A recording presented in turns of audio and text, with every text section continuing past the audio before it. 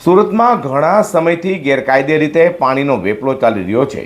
જમીનમાંથી borewell થકી પાણી કાઢી વેચવાના આ કાળા બજારી અંગે લોકોએ પણ વિરોધ શરૂ કર્યો છે। ત્યારે ડિંડોલીમાં માનસી રેસિડેન્સી પાસે ચાલતા ગેરકાયદે પાણીના વેપલા પર પાલિકાએ બુલડોઝર ફેરવી દીધો હતો। સુરતમાં છેલ્લા ઘણા સમયથી ગેરકાયદે રીતે જમીનમાંથી બોરવેલ દ્વારા પાણી કાઢી વેચવાનો ગોરખ ધંધો ચાલી રહ્યો છે। તો થોડા સમય અગાઉ ડિંડોલી વિસ્તારમાં માનસી રેસિડેન્સીના રહીશો દ્વારા પણ ત્યાં ચાલતા ગેરકાયદે પાણીના વેપલા અને પાણીના ટેન્કર અંગે વિરોધ કરાયો હતો।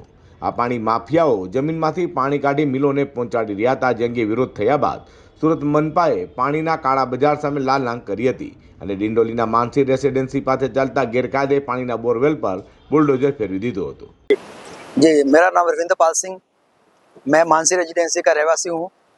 आपको मालूम है, सबसे पहले तो हम लोग सभी न्यूज़ चैनल वालों का बहुत बहुत धन्यवाद, जिन लोगों ने यहाँ पे मानसी के बाजू में गायत्री नगर में जो पानी का अवैध कार्यक्रम चल रहा था, आप देख रहे हो ये बोरिंग जो कुछ समय से लगभग 3 महीने से कंटिन्यू 2-2 मिनट के में यहाँ से टैंकर भर के पानी निकाला जा रहा था, जो गैर कानूनी था, उसको आज एसएमसी वालों ने मिलके तोड़फोड़ किया है। यहाँ से वो निकाल कर ले गए हैं और कुछ छोड़ भी गए हैं। कुछ जो पानी के बोरिंग है अभी छोड़े हुए हैं, उनको कुछ किया नहीं। पर ये जो पीछे हमारे हैं, इधर आप देख रहे हो, वहाँ पे भी बाकी हैं अभी। पर हमारा एसएमसी वालों जो सब लोग आए, उन लोगों का सभी का धन्यवाद।